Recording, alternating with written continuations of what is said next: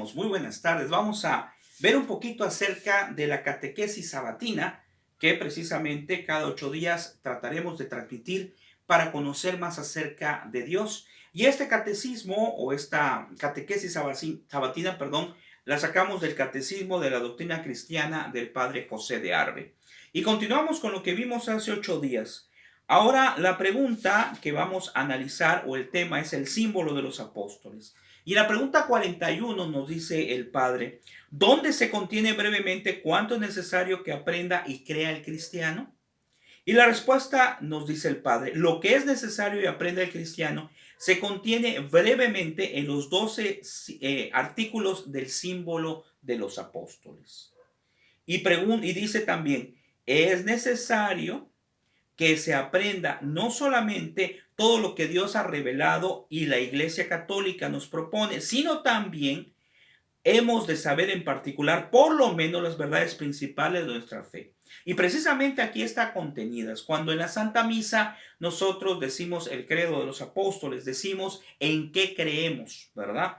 Ahí se encuentra precisamente nuestro fundamento más expandido de todo lo que el católico, el cristiano, cree y conoce. De tal manera que nos pregunta en el 42, ¿de dónde trae su origen? Y dice el Padre, el símbolo de los apóstoles trae su origen del tiempo mismo de los apóstoles, quienes, lo compusieron antes de separarse para predicar la fe en el mundo.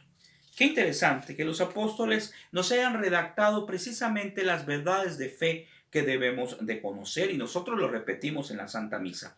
Vamos a ir analizando cada una de estas partes que contiene precisamente el credo de los apóstoles, pero lógicamente no nos va a dar tiempo, vamos a empezar solamente con la primera parte. Y el Padre nos dice en el 44, porque acuérdense que empieza, creo en Dios Padre Todopoderoso, Creador del cielo y la tierra. Y de aquí vamos a analizar solamente esa sección. Y el Padre nos dice en la pregunta 44, en base a esto, ¿quién es Dios? Y nos dice, Dios es un espíritu infinitamente perfecto, soberano Señor de cielos y tierra, de quien viene todo bien.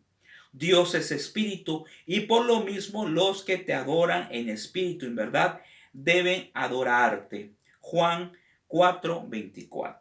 Entonces Dios es espíritu. Dios está en todas partes. Dios es el creador de todo. Y en la pregunta 45 nos dice, ¿por qué decimos que Dios es espíritu? Y dice, decimos que Dios es espíritu porque tiene entendimiento y libre voluntad sin tener cuerpo. El espíritu es un ser simple que no tiene parte como los seres corporales y cuya actividad consiste principalmente en conocer y querer. Qué formidable, ¿eh? O sea que hablamos de un Dios que tiene el conocimiento pleno y tiene el amor pleno. Luego nos dice también, si la escritura habla alguna vez de los ojos, oídos, manos, etcétera, de Dios, es para darnos a entender de una manera sensible sus divinas perfecciones y obras, ¿verdad? Estamos hablando de Dios, ¿verdad? Estamos hablando de la divinidad, desde luego, que también cuando nos enfoquemos a Jesucristo, pues hablaremos de un Dios que es un Dios precisamente es Dios y es también hombre, pero aquí nos estamos enfocando de manera general quién es Dios. Y en la 46 nos dice, ¿por qué decimos que Dios es infinitamente perfecto? Decimos que Dios es infinitamente perfecto porque posee sin límites todas las perfecciones posibles. Y nos explica el Padre, Dios no solamente sobrepuja en perfección a todas las criaturas, o sea, no solamente sobrepasa, sino que su perfección es tanta que no puede concebirse mayor. O sea, Dios es perfecto en el límite más pleno, más completo, más lleno. No puede haber una perfección mayor de la que tiene Dios. Dice, de lo que se deduce que no puede haber más de un solo Dios, precisamente por eso. Puesto que una perfección tan grande requiere necesariamente que Dios, como ser supremo, sea superior a cuanto existe incluso fuera de él.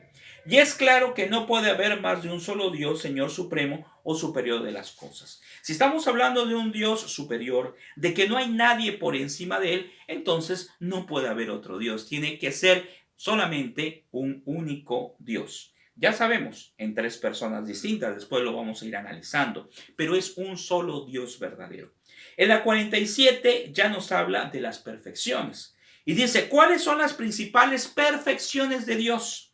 Las principales perfecciones de Dios son estas. Dios es eterno, inmutable e inmenso, infinitamente sabio y todopoderoso, infinitamente santo y justo, infinitamente bueno y misericordioso, infinitamente veraz y fiel. Esos términos, formidable. En la 18 nos va a ir explicando, dice en la 48, perdón, ¿qué quiere decir que Dios es eterno? Dios es eterno quiere decir que Dios existe siempre, que no ha tenido principio ni tendrá fin. Tú, oh Dios, dice la palabra, eres antes que fuesen hechos los montes, o se formara la tierra y el mundo universo. Eres desde la eternidad y para toda la eternidad. Eso se encuentra en los Salmos, ¿verdad? Qué interesante está esta parte, ¿por qué? De que Dios es eterno. Por ahí puede surgir a veces la duda, ¿no? De Dios y quién creó a Dios. Bueno, nosotros tenemos ciertas limitantes precisamente para no intentar caer en esa tentación que cayó nuestros primeros padres, Adán y Eva, según nos cuenta lo que es al principio de las Sagradas Escrituras. Precisamente porque querían ser como Dios. A veces el hombre quiere ser como Dios. A veces el hombre quiere hacer cosas que le corresponden a Dios. En los tiempos actuales se ve también con tantas ideas, con tantas tendencias, con tantas situaciones que podrían hacer pensar que, bueno, que el hombre es el dueño del mundo y que Dios hay que dejarlo a un solo lado. Pero precisamente por eso es que nosotros tenemos ciertas limitantes. No podemos saber lo que Dios sabe. No podemos conocer lo que Dios sabe. Y Dios sabe por qué permite eso. Precisamente para que no caigamos en arrogancia y decir, yo sé lo que sabe Dios. Yo puedo saber el futuro. Eso es precisamente lo que Dios nos está protegiendo. Y no porque nos esté haciendo menos, sino porque sabe que si queremos ser como Él, estaremos cometiendo grandes faltas y dejaremos de tener esa humildad o tratar de tener esa humildad para dejar a Dios en el lugar que le corresponde, en el primer lugar. En la 49 dice, ¿qué quiere decir que Dios es inmutable?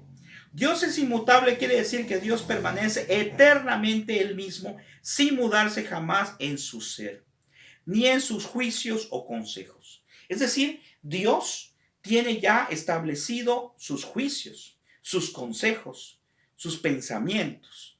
No podemos actualizar lo que Dios quiere. Por ejemplo, que algo sea pecado hace años y que ahora querramos que ya no lo sea. Eso no puede ser. ¿Sí? ¿Por qué? Porque lo que es pecado y lo que no es pecado para Dios, pues no lo será. Pero si Dios a través de la palabra, a través del magisterio ha dicho que algo es una falta, a través de los mandamientos, de los 10 mandamientos, ha dicho que es una falta, lo será siempre, ¿verdad?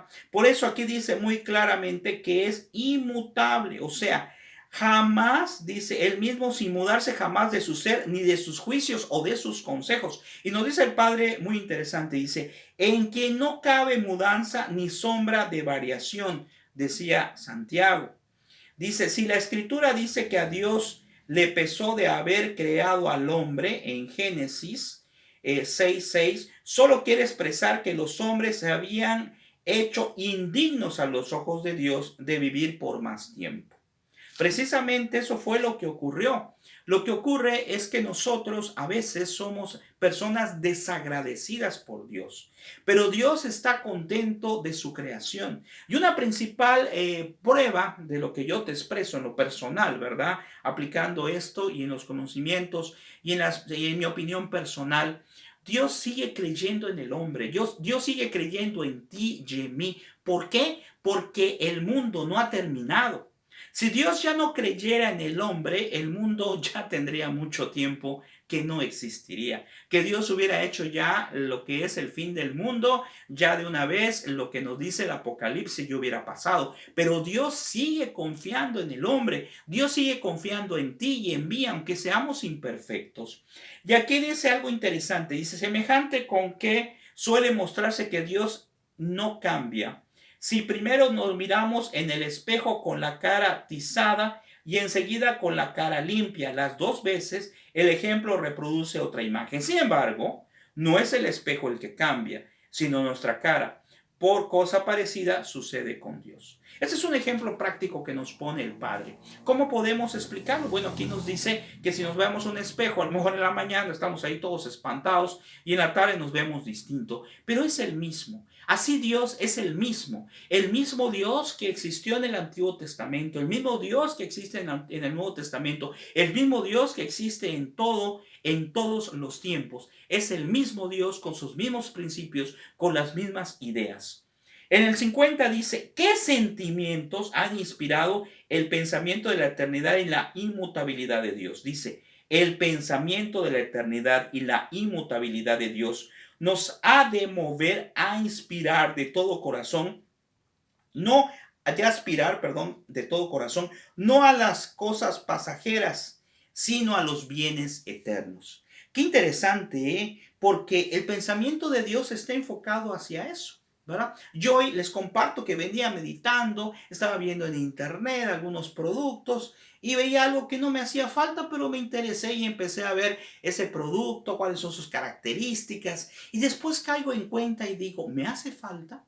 No, no me hace falta ese producto. Ahorita no tengo a lo mejor los recursos para comprarlo. Entonces, ¿por qué a veces querer buscar algo solamente en las cuestiones materiales? Dios no está peleado con esta situación. Dios sabe que a veces necesitamos, por ejemplo, pues un equipo de cómputo para nuestro trabajo. Dios no está peleado por eso. La situación, ojo, es qué lugar le damos a las cosas. Si nos obsesionamos a veces por tener el último celular, el último dispositivo electrónico, por encima de otras cosas que son más importantes. Vean, es un Dios bueno. Dice, el mundo pasa y su consuficiencia, siempre se me cuesta trabajo allá, mas el que hace la voluntad de Dios permanece eternamente. Está en San Juan 2:17. Y ya para ir terminado nos quedan dos preguntas muy interesantes de esta primera parte de lo que es el símbolo de los apóstoles. Dice, ¿qué quiere decir que Dios es inmenso? Y el Padre dice, es inmenso quiere decir que Dios está en todo lugar y en todas las cosas y que todas las cosas están en Dios. Dios se encuentra aquí. Dios se encuentra junto a ti. Dios se encuentra en todas partes porque Él es espíritu y Él es el dueño de todo. ¿Y de dónde podemos pensar? Bueno, la palabra ahorita me viene a la mente, nos ha dicho que Él tiene contado cada uno de nuestros cabellos. También la palabra en otra parte nos dice que nos conoce desde el vientre. Es decir, somos, tú y cada uno de nosotros somos importantísimos para Dios. Y luego dice, por ventura nos llenó yo, dice el Señor del cielo y la tierra. Dios está en las criaturas de tres maneras, nos dice el Padre, por esencia, por presencia y por potencia. Está por esencia dando el ser, el movimiento y la vida de todas las cosas. Por presencia teniendo todas las cosas a su vista. Y por potencia sujetándolas todas a su imperio. ¿Sí? ¿Por qué viene esto? Porque Dios es el que mueve el mundo. Dios es el que mueve la tierra, el que mueve el sol, el dueño de la naturaleza, el dueño de todo. Y está entre nosotros. Y como aquí dice de una manera muy extraordinaria, dice, tiene todas las cosas a su vista y las sujeta en su imperio. Él es el dueño del mundo. Él es el dueño de todo. ¿Sí? Y es algo que tenemos que acordarnos siempre porque a veces las cosas del mundo, como dice la propia palabra, nos envuelven, nos hacen olvidar cuál es nuestro fin último, nos hacen olvidar que este es un lugar temporal, la tierra es nuestra casa temporal, pero a la casa que debemos de aspirar es al cielo. Y en la 52 dice, ¿qué quiere decir que Dios es inmensamente sabio? Dice, quiere decir que Dios sabe perfectamente todas las cosas, ve y conoce lo pasado, lo presente y el futuro, sin que se les oculten los más secretos pensamientos. Cuando nosotros hacemos algo incorrecto y nadie nos ve, Dios nos ve. Y si Dios nos ve, no es para establecer un juicio, es para darse cuenta de qué tan fieles somos a Él. Y si le hemos fallado, Dios ha instituido el sacramento de la confesión. Es decir, Dios sabe nuestra debilidad y nos pone los medios para quitar o para sanar o para quitarnos ese pecado. Y nos da la fortaleza también, su espíritu, para poder luchar contra esa tentación. Y aquí nos dice, Dios no necesita reflexionar ni inquirir.